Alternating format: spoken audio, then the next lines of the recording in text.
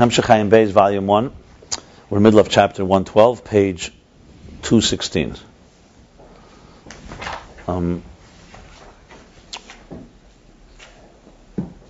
It's a long discussion here about Yaakov and Laban that began in Parsha Vayetze, and it's essentially demonstrating the whole discussion of the role of spheres, especially, namely, the third meaning of a sphere as brightness, Behirus, Evan Sapir, that it's a transparent channel to reveal the energy and the divine. Those are the kelim of atzilus. And then there's levushim, the garments that are concealers. They conceal. So initially, levushim of gedusha, levushim in holiness, sacred levushim, so to speak, are concealers that are necessary and healthy. But then there's Laban intensifying the cloaks and the veil to not allow the divine to come through, and therefore no bittul. Yaakov, on the other hand, builds a matzeva, not a gal, not a mound. I can't come to a conclusion with it. The gal is translated, I found mound, heap, and pile. And for matzeva, I've seen marker, monument, and pillar. And I'm not really sure which one to use, so I just use them all interchangeably. And I think I'm leaning toward pillar and pile. Yeah, some places says monument. I think pillar and... I'm trying to really find the right translation this way he uses here. Here, heap has a certain advantage because heap sounds like disorganized, you just put them together, a heap. Pile is a little more organized, so to speak, a mound. But regardless, the gal of Laban represents a type of concealment. We're talking about Laban of Klippa, not the healthy garment, the parsha before atzilus. But now he's been talking in the last few chapters Yaakov's role. So Yaakov takes the stone. He took from all the stones, they became one. He slept on that. His head rested on it. That elevates stone to a matzeva. We're calling here a pillar. He lifts it up. He essentially lifts it up upright. What is that in Aveda and in Ruchnius? That's hakomis hamalchus. Malchus is in stone, in a kuda. It begins as a kernel, a seed, like in a kuda. No revelation, a point. And that point he turns upright, hakomis hamalchus.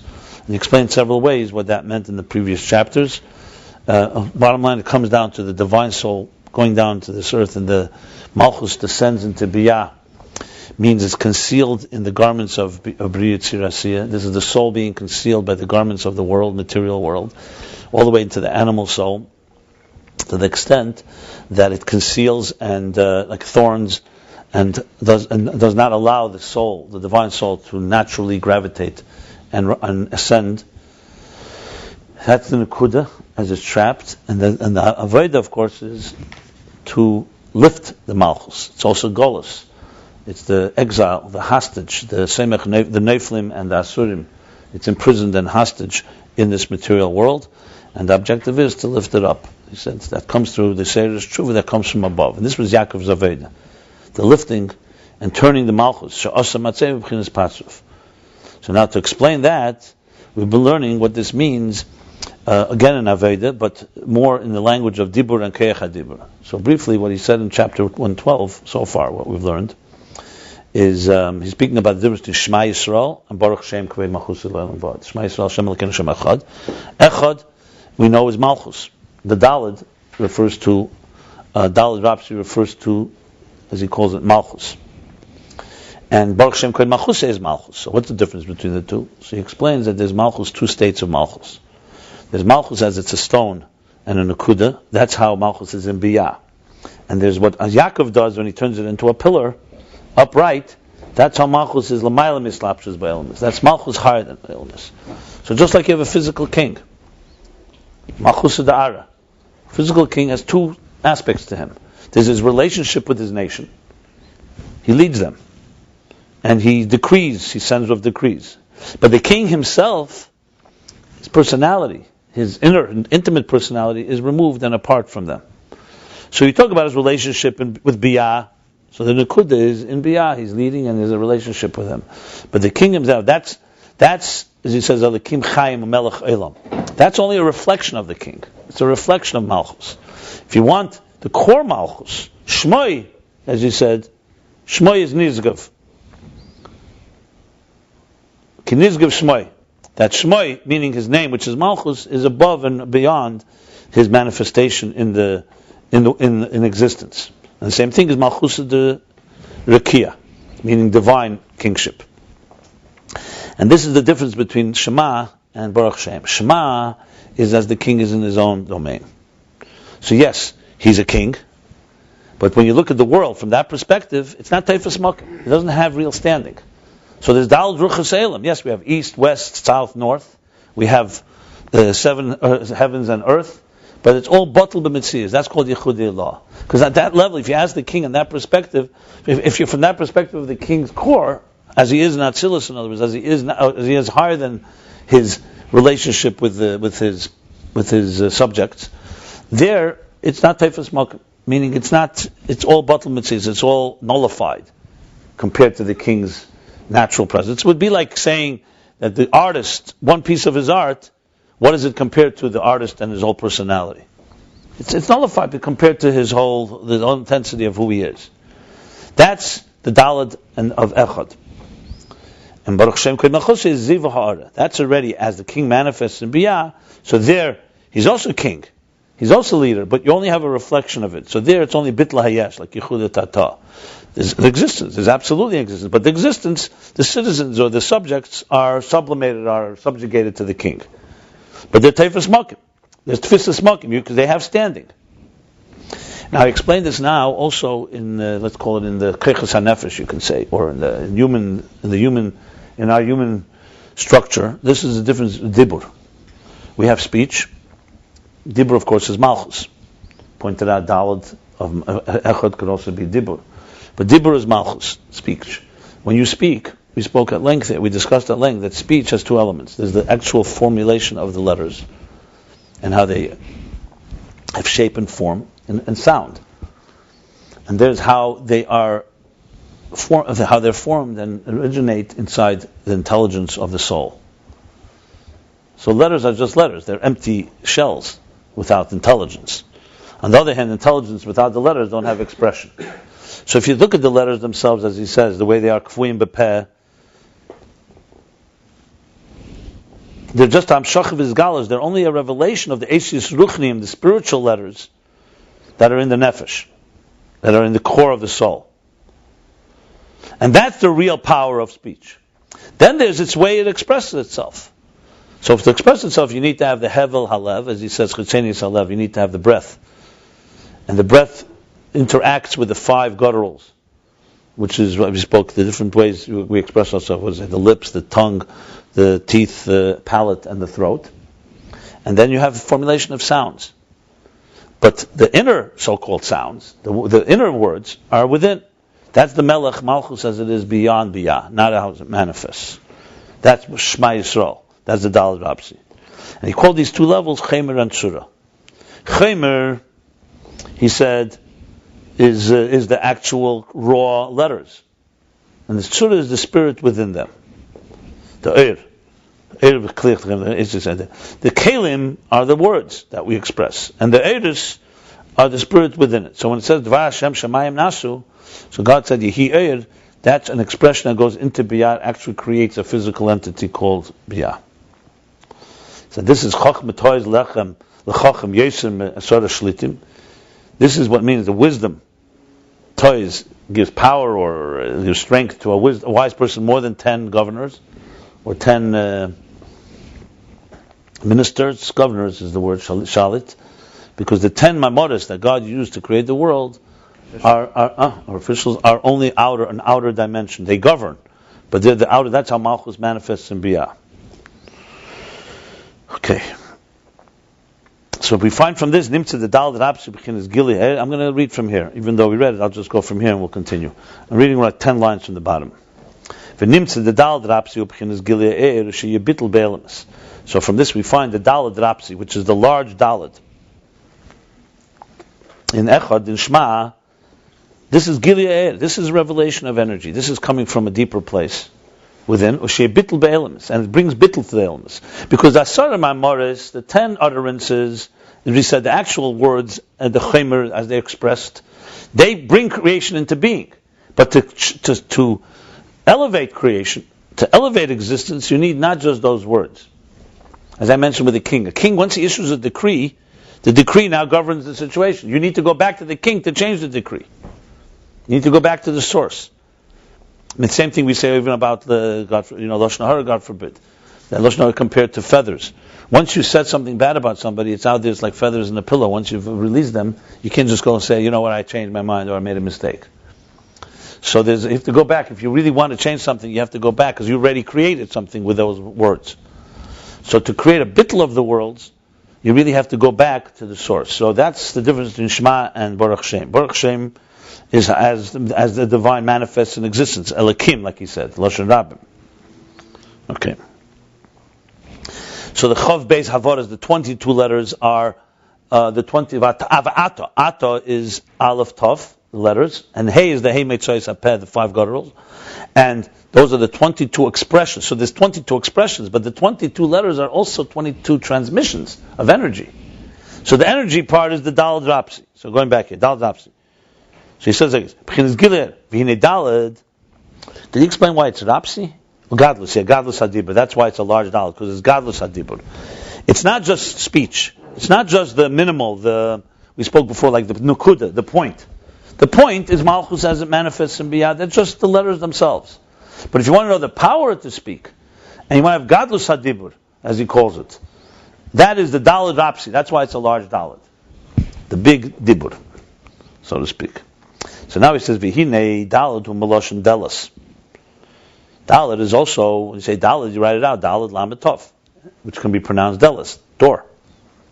Shamalchus yad delas va'pesach, because malchus is the door, the doorway, or the door, and va'pesach, and the opening. Say the doorway. Sheba,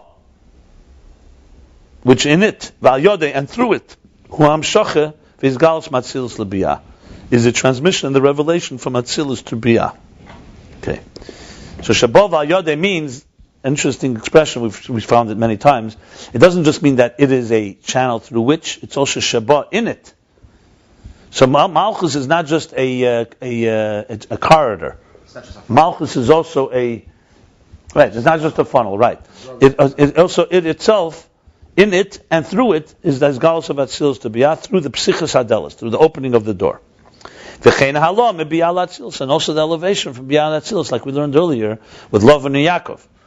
He says, you don't come to my territory, I don't go to your territory, which is both the bringing down the bittul of Atzilus into Biyah, a higher dimension, a certain sense of sublimation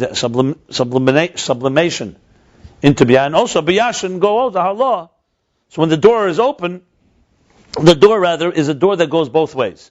It brings higher dimensions downward and allows the downward to be elevated. We spoke this before about downward is usually Torah mitzvahs draws down. Tefillah elevates, like the ladder that climbs from the earth to heaven. Explained elsewhere, elsewhere it's explained that all the gates in the Beis Hamikdash had doors except the opening of the ulam, of the hall, of the large hall. The ulam is the section outside, is the Kodesh Kodashim, the Kodesh, the ulam is concludes the Zara, all three of them. There's the big outer hall that leads into them. I think the Rambam says, ulam is kale the ulam is the front of the Kodesh and Kodesh Kodashim. Right, in front of the Kodesh Kodashim is here, the Kodesh is here, and the ulam is the section here. No, that's Zara. No, but what do you mean? So what do you mean in front? The ulam is right in front. It's like another corridor. You sure? Yeah, stretches out. Does the ulam, doesn't the Rambam say the ulam encompasses all three? How you going? Oh, you have to go through them to get there. there. Had a door. Okay. That had a door. Okay, so the ulam is the outer hall, basically, outer hallway. So that had no door. It had opening but no door. Nothing, no curtain essentially, nothing to close it.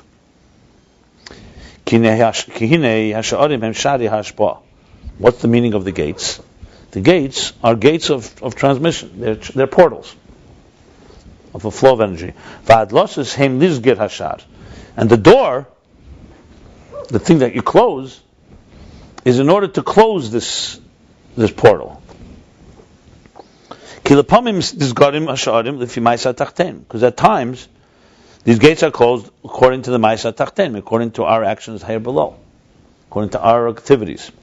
Ava Pesach Ulam, however, the opening of the Ulam of the hall, Loi Hoya Loi Dlosses. It had no doors. Shetomid Hoya Pesuach. It was always open. Lefi Shuremez, Ra'ashpa Hayetzas Hayetza Tomid Bli Hefsek Bli Matzir.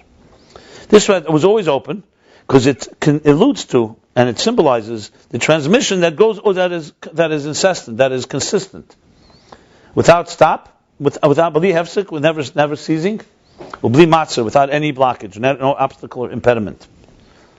So what does that symbolize? That's the transmission of the core infinite divine light that's higher than this cosmic order.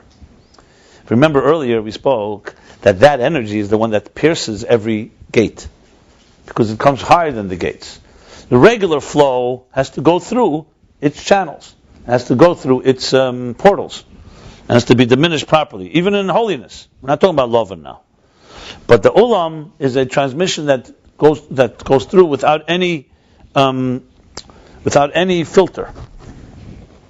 The inyan of this is malchus and nizgar. This is the inyan of this is the level of malchus, which is called the door that is sometimes closed. V'hu inyan kadein tikla. The istadris kamei kameshukosum kamachar. This is like that tikla. Tikla is a how would you translate tikla? Tikla is a no. Tikla is used by weights. It's used as a scale. This tachlis kamei. This tachlis also is referring to wraps, or here this tachlis kamei. I think it means here the tikla. It may mean tikla is Aramaic for which word? No, it's a word that's very simple, not the gate. Fence. Fence that goes around it. His tachlis also, I think, comes from the word hifgher, which means, if I recall, tikla is like a weight where they use to measure or to weigh something. You know what? Let's look it up. Let's not make any mistakes here. Anybody knows what a tikla is? Okay, we'll look it up. I'll look it up. Like it says that. Vayishlach, dalet subchinas malchus.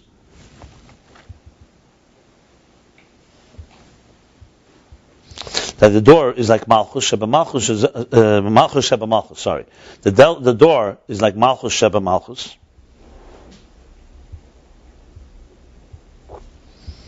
Shezob chinas hamosach va'parsa. That's the level of the curtain and the veil. Like the pardes writes in the entry on the word pareches. Shezob chinas tachteina sheba malchus. This is the lower level of malchus.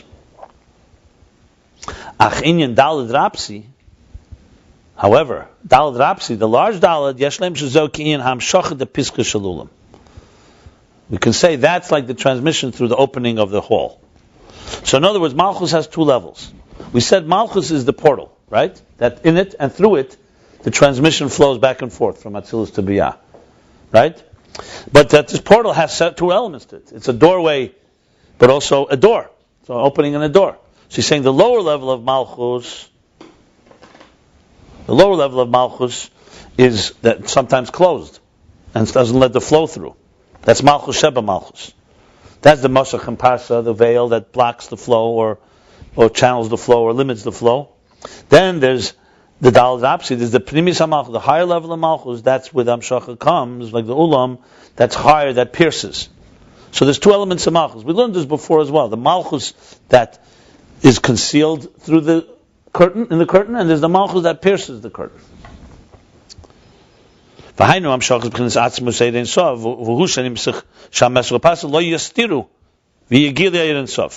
This is the transmission of the core infinite light, and this is what the masach, the curtain and the veil, don't conceal.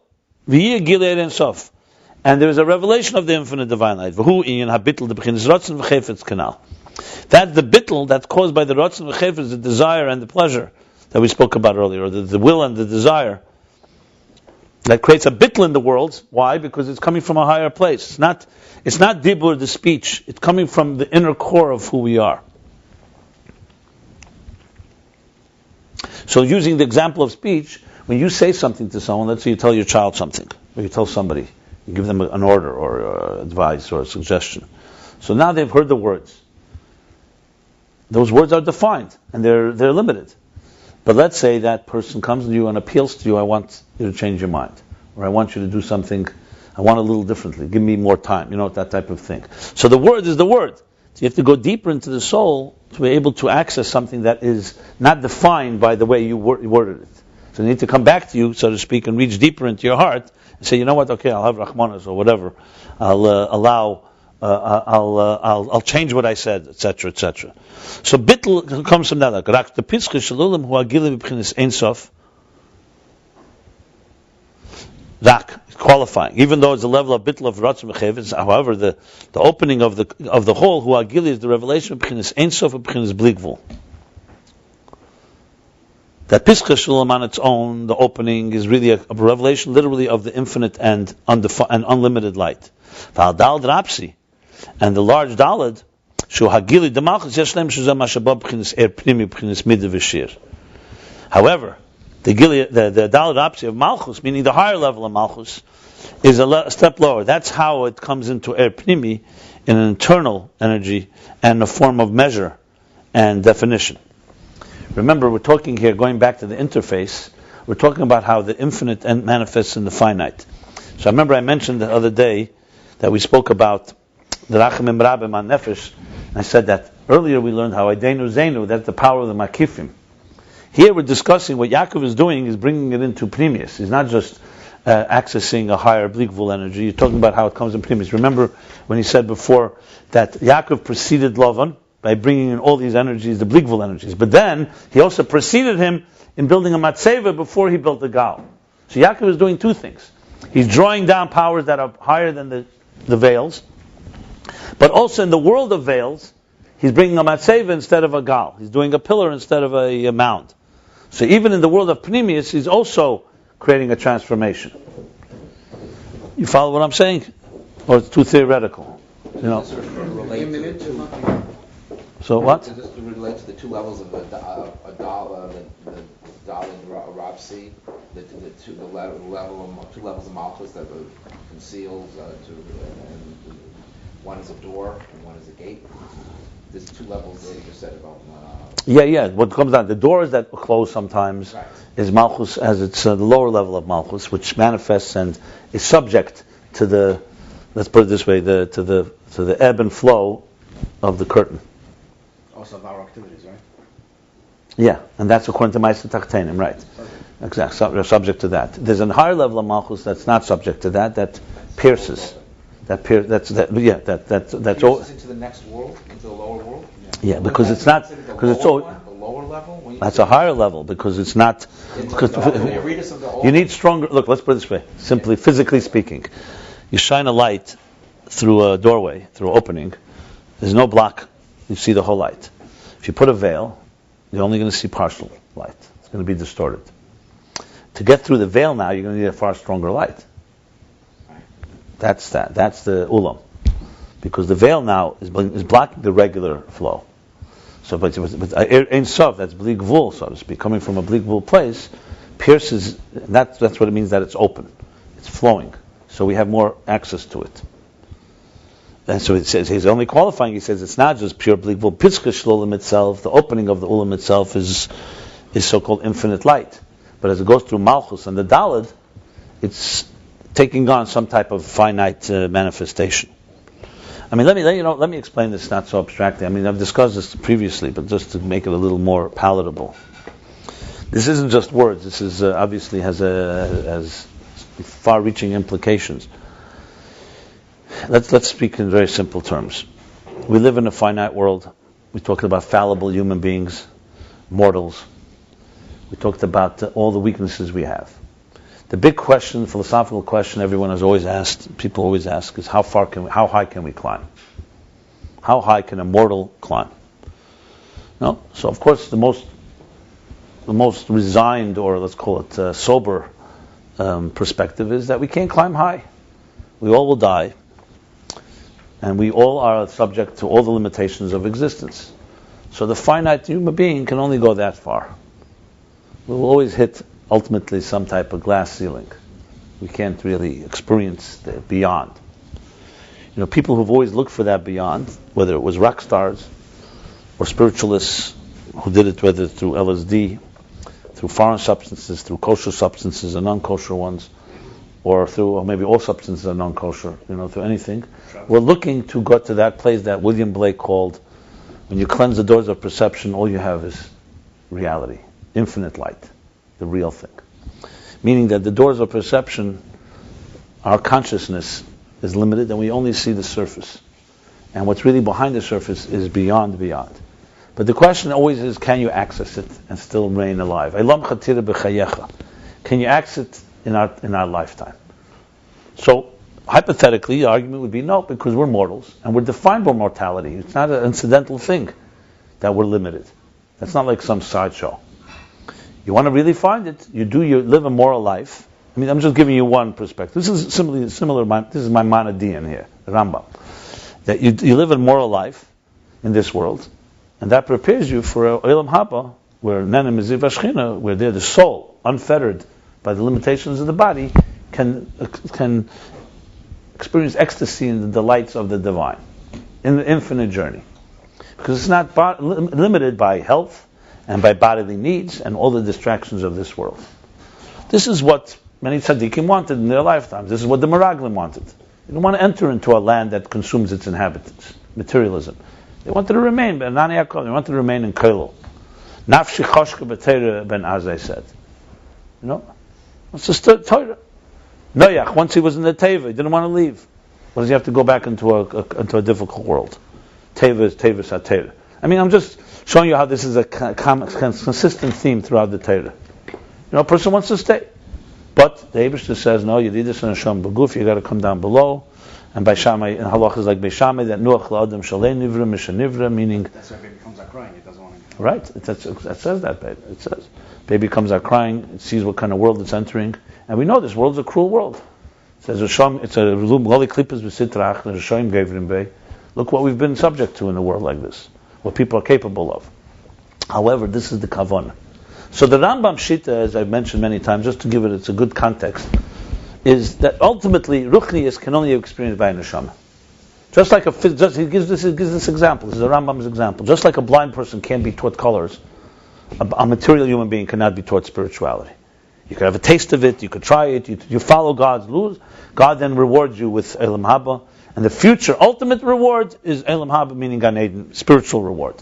We go through a stage, you have to reward the body for its participation in mitzvah, so we go through a stage called Chis HaMesim, the body gets its reward, and then after that, everyone passes away, and from there on we have endless life, but as spirits, not as bodies.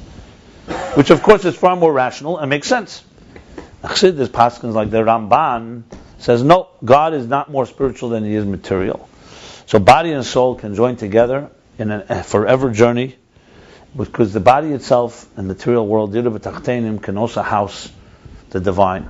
I'm not going now into the explanations of it. This obviously needs much more explanation, because spirituality seems like it can live forever. Material, right? Exactly, because the spirit is also limited in a way, and the divine is not. Just say he has a keich hablikvul, he has a keich hagvul. Everyone following so far what I'm saying? The implications of this are enormous, because it comes down to what can we do with our limited lives. Without mentioning names, even in the Jewish thought, I just showed you the Rambam and the Ramban are very different approaches. And they're not just philosophical approaches, they have different implications of how much Gashmis is important. According to the Rambam, Gashmis is only a means. According to the Ramban, according to Chassidus, it's not just a means, it's the end. The means is obviously Torah and God's will. I don't mean an end as that our end is to indulge in Gashmis. But I mean to say, it's an end. This is the final destination. This is the place that God wants. He doesn't want atzilus. He wants asiyah, tachtenim. And even within Jewish groups today, even though they may not understand it, but they have these philosophies shape them. For example, an approach of ascetic approach, where you basically take, let's call it the more ultra-orthodox approach, where we will insulate ourselves and build our own ghetto walls and build our own shtetls, because the modern world is a danger. That is essentially a world that says we cannot really elevate and refine the material world. We do the limited we can do, but we have to find we have to stay in our kedusha. And what do they do with the material world? They compartmentalize. Shtei Rishuyah is basically, when I'm in business, but my real life is Shabbos, my home, my family, and so on. Then you have the other extreme, people who enter the world and they don't really have Havdalah the other way. Some people live in Shabbos and some people live in Chayil. But a bridge, a third approach, where faith and modernity can fuse as one, where technology is not a threat, where the material world is something you not only engage in, you're on the offense, because God created it because they're divine sparks for you to elevate. And on the contrary, the whole purpose of that is for you to transform it, not for you to be threatened by it. That's only through Chassidus. And that's only the Alter Rebbe Shita that Tzimtzum is not Kipshute. The Gra, ultimately, and the students, and ultimately the Shittas of, again, I'm not going to mention names, of compartmentalized Judaism, is based on because God and this existence cannot coexist. So the ultra-Orthodox run to God, and the secular and modern go to the world. They can't coexist. The extreme left and the extreme right are rooted in the same fundamental philosophical problem, that God and the universe can coexist. Extreme example was in Germany when Yodi Bevesecha. Yeah, exactly. A Jew at home and a non-Jew at the street. This is the class. And we compartmentalize, which is antithetical to Hashem Echad. Chassidus comes to explain that Gashmis is all created by the divine. It's true, it's concealed. It's true, we shouldn't confuse a table with a Sefer Torah. There's a lahavdil ben kedesh l'chayil. But the goal is that chayil, that material, mundane, should be transformed. And that the material finite world could be connected to the divine infinite world. The question is how? I would say this is the compelling question, the operative question in Ayin Beis, all of Chassidus in Ayin Beis, the interface. Where Gvul and Bli Gvul meet. So where we are right now with this is, obviously he's developing it, is that Gvul is not completely Gvul and Bli Gvul is not completely Bli Gvul. What that means is that they both originate, obviously, in the source. So they're one there. But then they manifest in two parallel tracks. One is going to create, essentially, creation. That's like the words, that definition. And the other one is going to elevate it, bittul. Seviv Mamala in broadest terms. Mamala Kalaman puts the machine, the mechanism in place. And Seviv introduces a higher awareness. One represents more divine, one represents more the structure. More specifically, this is Eris and Kalim. Kalim represent more the definition of Chesed, Gvura, the structure of existence, and the Eris remind you that there's a source. But the Kalim are not airtight. The Kalim also are transparent containers to the Eir. And the Eir is not airtight. The Eir also has understanding, and it has the code of Chesed and Gvura in it. So it all, because the source code that God wants Chesed and Gvura is also within the Eir. But the Eir is more, primarily, it's more Hafshata, meaning more outside of structure, and the Keli is more structure. Now, of course, in this itself, there's a difference in two levels. In atzilus, the Eiris and Kelim come together. Higher than atzilus is more Eir. Lower than atzilus is more Kelim. So here you have a formula of essentially a very finite existence. Now, of course, Levushim, as we've been discussing, create the real concealment, where it becomes already now the Kelim. If there were no Levushim, like he explained, Kelim their own are still revelatory forces. You wouldn't have an existence like ours. So the operative challenge, as I just mentioned, is this question: how do they come together? So what we have to have here is not just Bli Gvul here and Gvul here. You need to find ways that they interact. So that's what he's saying here. That's why he's so important, these points here. It's not just enough to say Malchus is a bridge between infinite and finite, because then where do they meet? So he breaks it down into even more detail. The finite element of Malchus, the lower level of Malchus, like the words, which is Baruch Shem Kaved Malchus Leilam Vod, that's like the Vod, where it goes, is tangible letters of communication. That is absolutely concealed by the curtain. That's the doors that close from time to time. That's a regular communication flow. Think of it like a human being communicating with someone you love. So there's certain words you say, they're more, I wouldn't call external, but let's put it there, they're more surface level. But then you're also communicating deeper elements within you. Remember, the deeper you go, the more distance there is in a way between two individuals. But you want to express something deeper, so this is already without a door. There's no door. There the flow is flowing through, almost in an unlimited way. But then we have a problem. One door closes, which limits the flow. The other one is just unlimited flow. So he says the difference is the Pesach Shel Ulam itself just allows the flow through. And Malchus is a filter. Even the higher level of Malchus takes this unlimited flow and allows it to enter into a limited form and fashion. So to use it in simple English would be the following. For existence to be two individuals, you have to have a husband and a wife. You have to have two individuals that are distinct. They don't annihilate each other. They don't swallow each other up. They are distinct individuals. And each one has their needs and each one has their way of expressing themselves. And they have their space. But you want unity. How do you create unity when people are individuals? The answer is that you also create deeper channels where they communicate in a deeper way, deeper type of communication of loving words. Not just go take out the garbage or go buy something. So you have a deeper communication. That's coming already from the deeper parts of your bligvul of your soul. But if you just let it all pour out, you can annihilate another person. So there has to be a filter even to that. So basically, it's almost like saying when a teacher transmits, there's the tangible word that really the student identifies with. There's the deeper expression that comes from the inner wisdom of the teacher. And then there's the root of it all that's really a bligvul dika flow. So what you really have is almost like the Pesach Chavulim is an open door that allows bligvul means the whole of you, everything.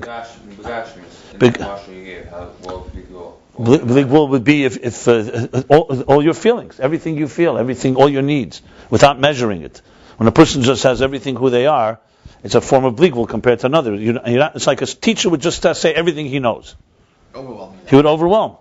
So he has to say it fitting to the student. But then he has to give more than just fitting to the student. He has to also include part of his deeper wisdom.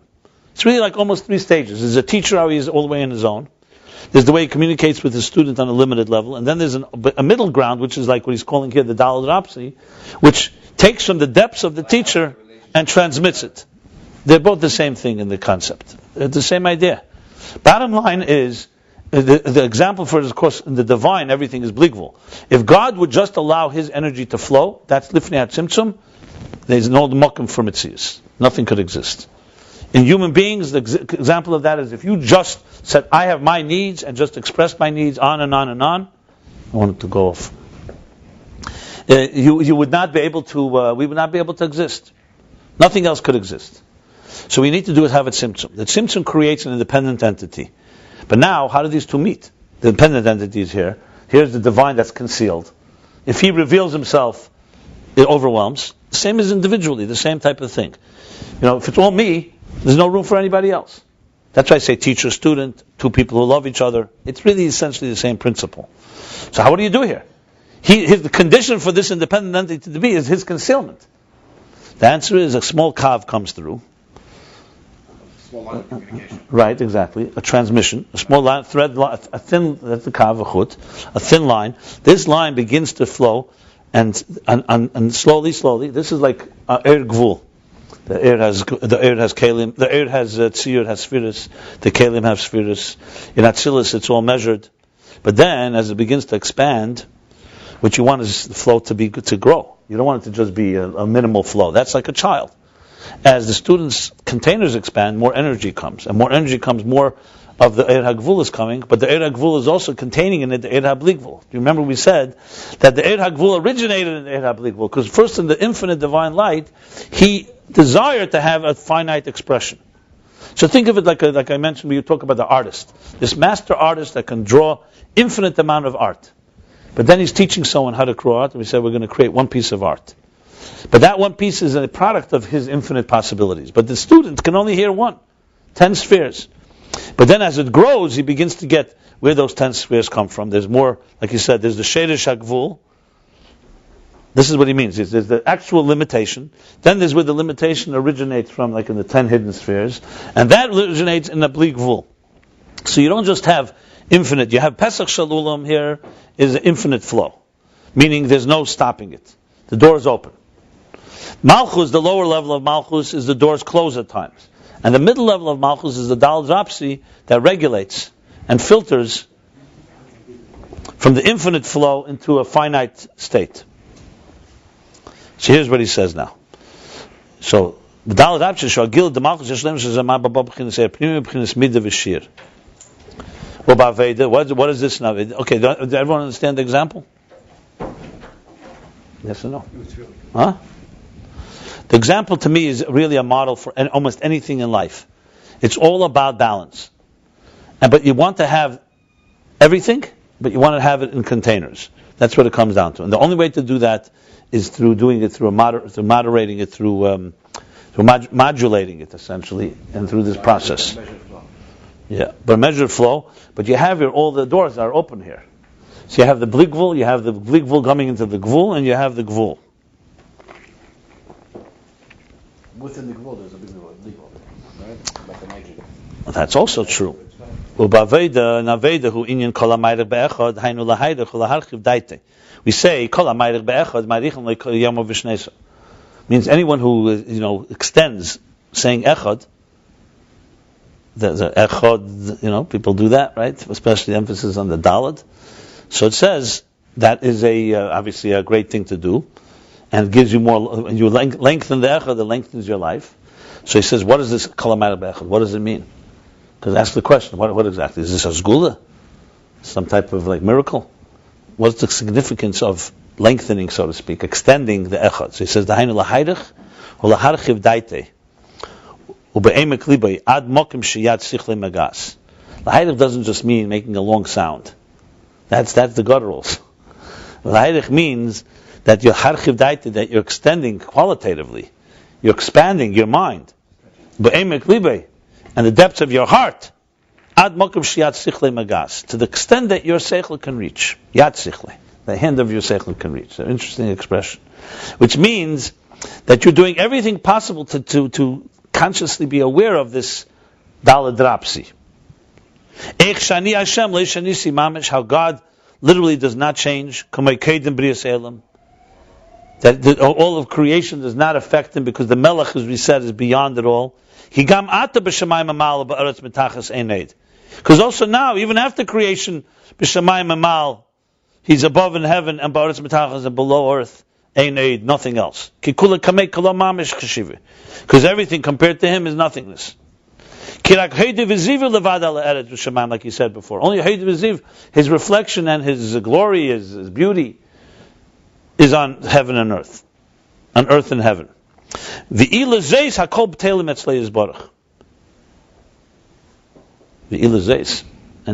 nevertheless, everything is bottled. They love tichsif nefesh kol chai, and to him, every spirit of life, tichsif is yearns, tichsif, glust, lusts, desires, gaguyim, pines.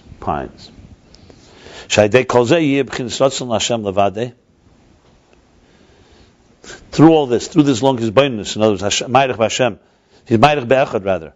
He becomes everything of him. Everything should be directed only to the desired divine will. Like it says, mili b'shamayim. Ki'im chalecha fatzti. Mili b'shamayim. Who do I have then in heaven? In other words, you're completely drawn to the source. It says in Terer, this is the third time he mentioned this in the Maimer, this Terer.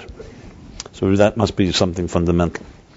So here, so what do we have here? The Kol HaMayrich Be'echad, in other words, what really did he add here? Kol HaMayrich Be'echad.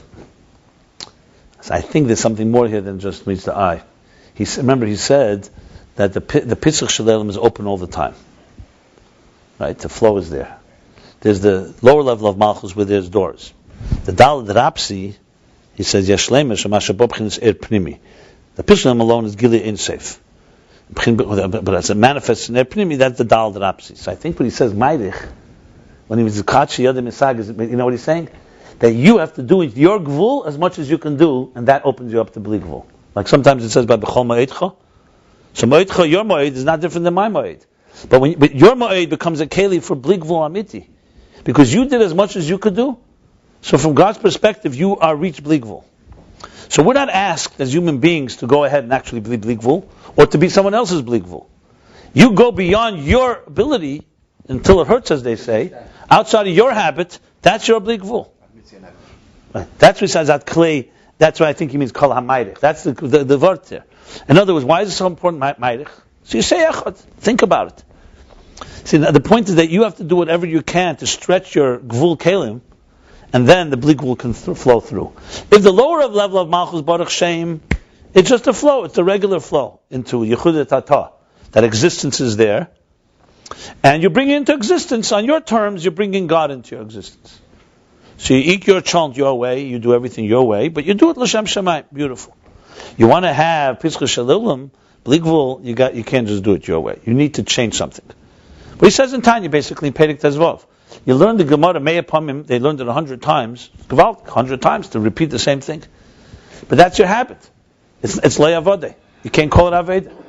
Aved Elikim is when you break yourself and say, I'm going to learn 101 times. So you have done is, you've taken your gvul, your routine, and you've done something different. From that perspective, that's a mairich. That's an opening that adds, that allows the pischus shalulim to flow into you. If not, you're not a keli for it. You'll get only what you get by measure. To get something beyond measure, you have to go beyond your own limits. That's what I think he means with the kol hamayrichs. It's not just he's saying the hayrich laharchiv daite. He means to say, that's the keli to the dalet. You should draw down that type of power. And this is the union of Yaakov, that he uplifted upright the malchus. They took a malchus which was an heaven, a point. It was lying down, so it was fallen, a fallen state, and made it into a partzuf. He's taking malchus, which on its own, especially the lower level, is a diminished state, and making that there should be a gilui in it. And this is the antithesis of the mound or heap that Laban built. Because he wanted there should be a complete concealment and covering, as we learned earlier. He doesn't want to flow altogether. He wants the door closed all the time, if you want to put it that way. Laban wants a closed door. Malchus of Kedusha, the lower level, sometimes it's open, sometimes it's closed based on the needs, based on the flow, based on Ma'aseh Tachtenim, etc. Pischus Shalom is always open. And the dalet allows the always open to also start flowing also into the doors that have doors, basically. So you got here really 4 levels going on here. Right. Laban wants to close doors. The lower level malchus sometimes open, sometimes closed. The dalet opens more because it draws from the pischus, which is always open. So you have always open, always closed, and the stages in between. I think it's a very good visualization. The doors. It depends. Doorkeepers. It's really good. Yeah, the matzeva is countering Lavan's al, because the matzeva is on Lavan's terms. They're both taking stones. That's the same thing as down the Rapsi? We'll see. It could be a step lower, a step higher. I'm not sure. Let's see. Which Yaakov is? Yaakov is Teferis. He's the one that connects to the Primis HaKeser. He's able to draw all the energy into all. He's manning the machine. He's basically like he's the agent. He's the force here. Yeah. That's what he said before. Yaakov is Mamshech Lam Shalom. It's a very visualization of what Yaakov is doing. Think of it like doors. You can create a little YouTube animation. So you have one guy trying to keep the doors closed. Another guy's trying to open them. And someone else comes and just... He's working it's a lot of the... He's working on Malchus. He's working on Malchus big time. Because Malchus is the gatekeeper. Malchus is the gate. Yeah, because Malchus is the gate between atzilus and biyah. Malchus is the key to everything. You stop the flow by Malchus, you stop the life force. He was doing it for us. For the whole cosmic order, for all of existence, yeah. For you specifically. I think he had you in mind. And me too. The hitl, it's like the Tzal Tzedek said, I'm a hat maker. I make the hat, and then everyone tries it on, and if it fits, that's the person I meant. Kapashma, right. So you're the hat, yeah. This is all for us, my friend. Makes you feel good, right? Imagine. Like the Rebbe once said, that Avram Yitzchak Yenker Alts, he once told somebody in Yechidus, Alts libdir, haben sie mamschig gefunden. Was tust du mit sich? Right? What are you doing with your life? We're arguing whether there's a Navi, that's what we're doing. Okay, so there we go. Here we go. Yaakov Adrabe. So Yaakov is opposing Lavan, who wants to conceal, close the doors. I think it's unbelievable. It's like connecting it all. And Adrabe, Yaakov, on the contrary, he came b'chinas malchus lismin nekud partzuf. He lifted up malchus. He doesn't want malchus to be closed off, Basically, if Laban had his way, the moon would never grow. It would remain a new moon or forever, or no moon.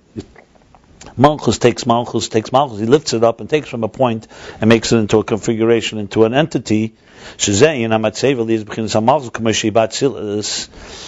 matzeva. That's the pillar. That malchus should be the way it is in atzilus. Where it has gili eir, it's revelation. Again, in it and through it, gili elakuz be'elamis. Revelation of the divine in the world. That there should be the unity and the sublimation of Hashem Echad. Echad, not Baruch Shem. What it says, what appears, what he's saying here, I have to say, because he said earlier, if you recall earlier, at the bottom of page Reish Yud, middle of page Yud, he said like this. That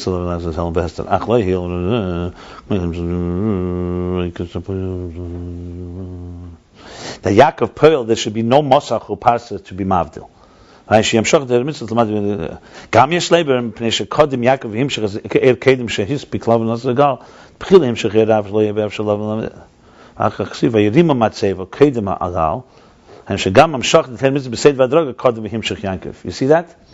That's a critical line that's relevant to us. In other words, he explains matzeva two ways. He explains it two ways. First, Yaakov was mamshach something that Laban could not stop. The 20 years of his work, he drew down so much energy that even if he had not made a matzeva, Yaakov, Laban's mound could not really block it out because it was coming from a high place.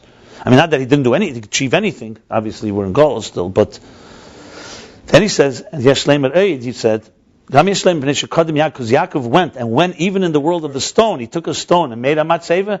So he's saying, so after he was bamshul that Eirav, he says,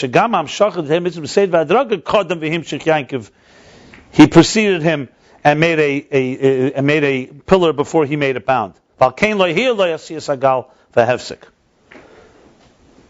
the realm of Shemidim Gesidra. Right, exactly. Even on your terms, even in the terms, in other words, so it seems to be the making of the matzeva really can be explained on both levels. It's a matzeva which counters the gal, so it's more in the gvul element, where the doors are closed and open. Yaakov also has a say there, and then there is a higher level where Yaakov is bringing down an energy that's even higher than doors, and higher than this transmission. That's what he's saying here, for sure. And you need both. Because you don't just want to have, you need both. You need the bleak vul, because the bleak vul b'chlal is just a higher force that just eliminates, allows Mesiras Nefesh, allows for eliminating possibility. You also want, the opposition, but you also want on the opposition's terms. I'm thinking of an example in war. You bombard, aerial bombardment, so you can weaken the enemy and destroy them even, but you still need the infantry to come in on their terms, house to house, and clean up. Especially if they're using human shields. Right. In other words, so you need to have, even in the world of Gvul, you need to be able to open. You want the doors open, not just because I broke open all the doors. You want also, where the doors are effective, you also want to have a way in. You don't want to just come with a battering ram, basically, with a tank. Maybe the two Perushim of the Baditzver when the wedding, when they went to the Chassan, the Baditzver with Alter Rebbe, so they came to the door, and each one wanted the other one to go through first. So the Baditzver and the Alter Rebbe, so the Baditzver made the Alter Rebbe. The Alter Rebbe said, "You go." And then the Baditzver said, let's break it to make open a door, We'll go through the wall. And the Alter Rebbe said, no, let's make the door wider.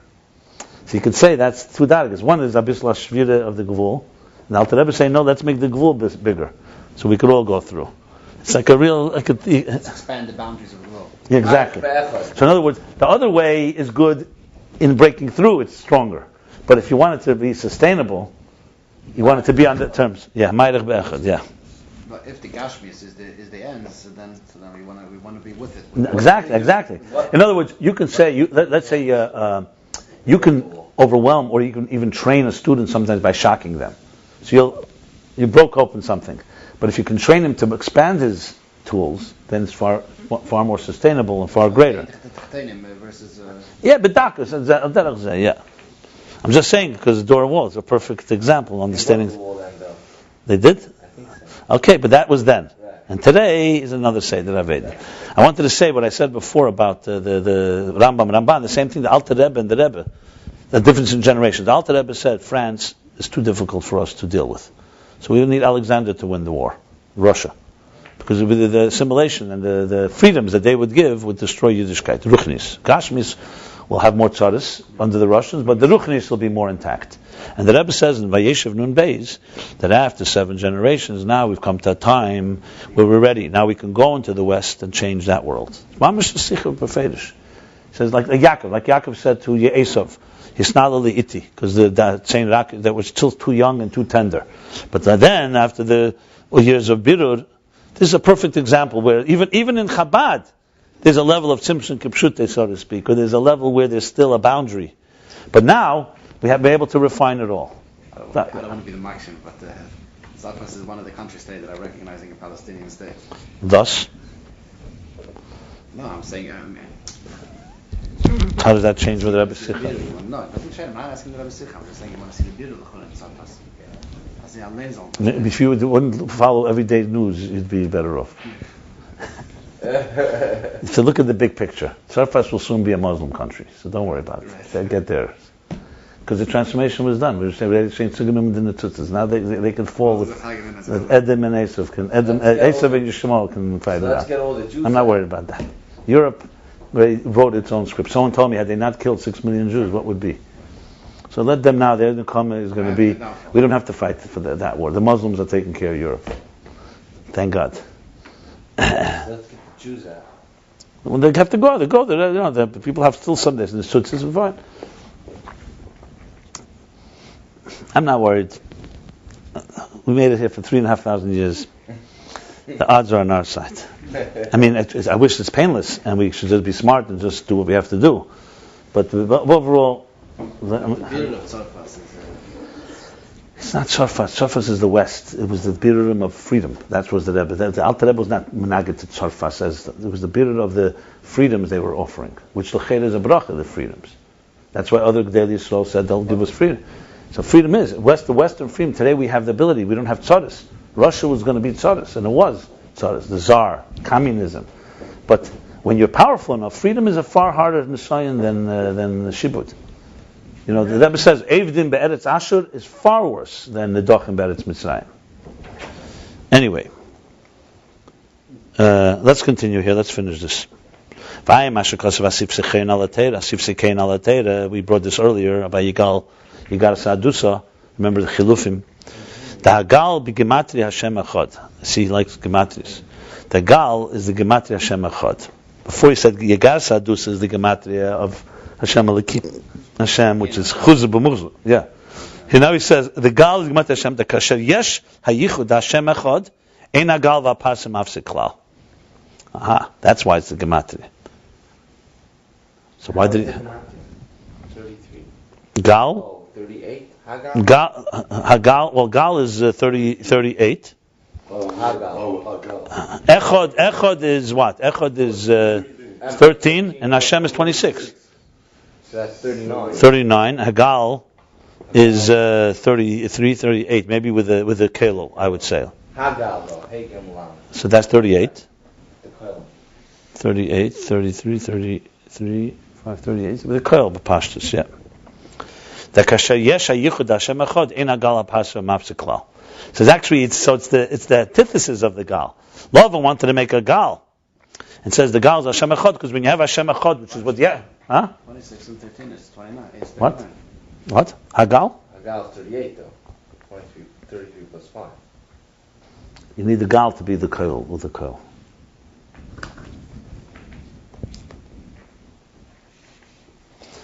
Because when you have the yichud of Hashem Echad, which was what Yaakov wanted to do with his pillar, the mound cannot, the mound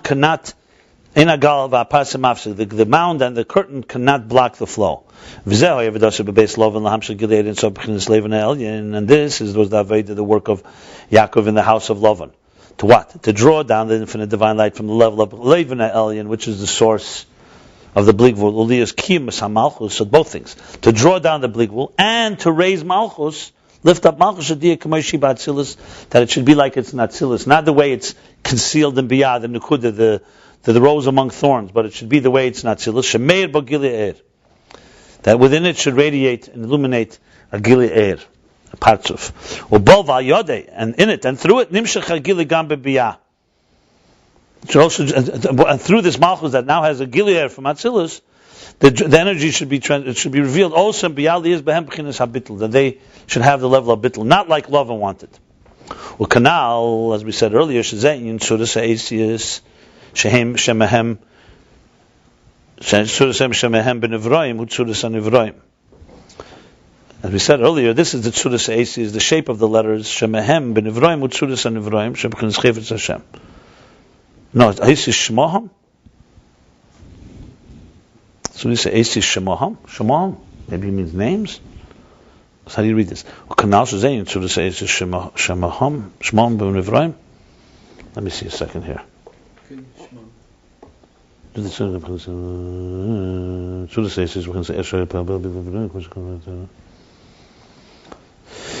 Tzudas Eis Shmoham Benivroim, who Tzudas Anivroim Shebechins Chayfetz, or it says Zayin Tzudas Eis Shemehem. Doesn't read right. Shemehem Benivroim. It's probably Shmoham. Shemem. That's probably Shmoham. I'm saying not Shemehem. Benivroim, who Tzudas Anivroim, because this is the Tzudas Anivroim, the shape and the creations that comes from the divine God's desire. Sha'unyan habitl shebenivroim, which causes the Tzudas, not the Chemer. The Chemer Aesius are the actual creations. The bitl comes from the Tzudah.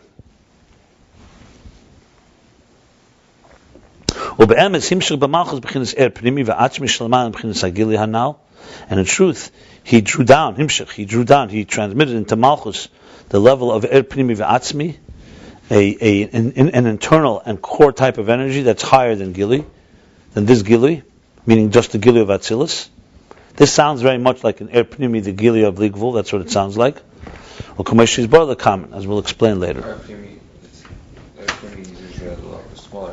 Yeah, but it looks like it sounds like here that he's right. Yeah, the essential layer, and that he's drawing it into. I guess it looks like what he said before, that it's like the dalet rapsi. What did he say? He said that we have to see what he says later. It's clearly that he's combining both. He's bringing the bligvul, but he's also elevating malchus. But he's elevating malchus all the way to the bligvul. That's what's going on here. So he's taking the levushim and he's turning them into kalim, Evan Sapir, Evan Azes, and so on, all the way to Beis Elikim. That's it. Let's finish the mimer already. Huh? I'm going to finish the mimer. After Yaakov finished his work in the house of Laban, he went to refine Esav. This means that Yaakov sent malachim, angels or messengers, to his brother Esav. Because now the refinements of Yaakov are in the form of from above down. Through bringing a higher revelation downwards. And being that his primary avodah, primary work by Laban was to draw down higher energies from where? From Laban. Saying Laban. From the higher supernal whiteness. As we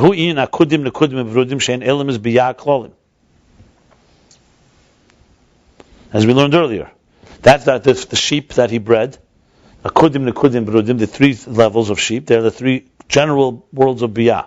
So say the Discourse. Till he drew down the energy into malchus, and didn't just draw it down, but he lifted up malchus from its downfallen state. In order for the gili to come also down below into biyah haprotim. And he also transmitted and drew down the transmission from the Torah mitzvahs.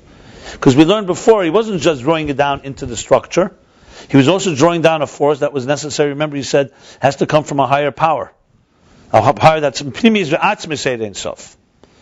the inner and core level of the infinital divine. Because through all this, there can be the bitter. If he just drew it down on its terms, it would be also an accomplishment. But to really have the bitter, the transformation, he also had to bring from higher levels. Like you said before, we learned this before, the different examples for this. Commercial is Barleel Pei Kuvches. Oh, there right now, Pei Kuvches. He said, if you remember the king, the example of the king, that by a simcha gdela, so it comes from a higher power in order. So he says, like we learned before, chapter 108, that the refinement has to come from a higher power. Now he's going back to Esav. And now, that's why after he finished this work, now he had the ability to refine the Esav below. He's emphasis on Lamata. Because we're talking about he's drawing it all down below. We're not talking about Esav and Ruchnis. Giving us a pregame of what's about to come. Well, it was not just a pregame, it was a preparation. Now he's empowered, he's done all this work. Let's go on. That's why he notified him. The question was, why is Esav so negeya, what the Laban Garti, what was going on by Laban? Why is this important to him? That's why he notified him that he's basically notifying, letting him know. It's a pretty chashuv Esav, verstanden Chassidus, that he drew down all the energies and revelations above, all the higher revelations. And he also would draw down Torah mitzvahs. We have to say that Laban Garti, Tayag Mitzvah Shamati. Yeah. What's he telling him, Tayag Mitzvah Shamati? Right. Well, that was the question. Yeah. Telling him that even 1 second. Let's finish reading. Will be chol to levar is the power to levar. Then the beginning. That's the order. That first you have to be by Lavan. To draw down all those energies, all those transmissions above that we discussed earlier. And afterwards comes the beard of Esav. This is what he said. I lived with Lavan. Let's read. Let's see. And I kept the 613 mitzvahs. In other words, he's saying, this power, I have the birur. He's letting him know that I have the power to be mevayu. This isn't Teireh, he discusses at length. But basically, this is the preparation. According to what we learned earlier, that the work in Beis Lavan was birurim, was also refinements. That's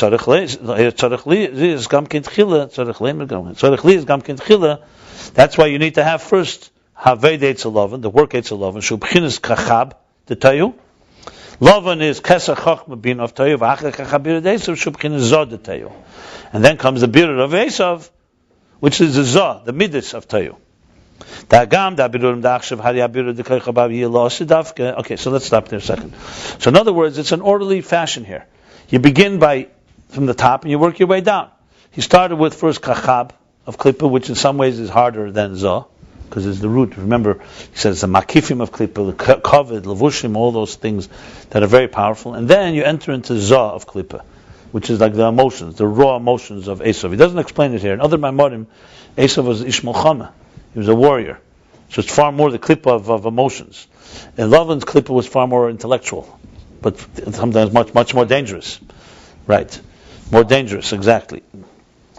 And even though we know that the bidurim today, in our time, the bidur of Chachab will be in the future, like it's known in Mavur b'Makamach, explained elsewhere. So what are you saying, that Lavan is that bidur?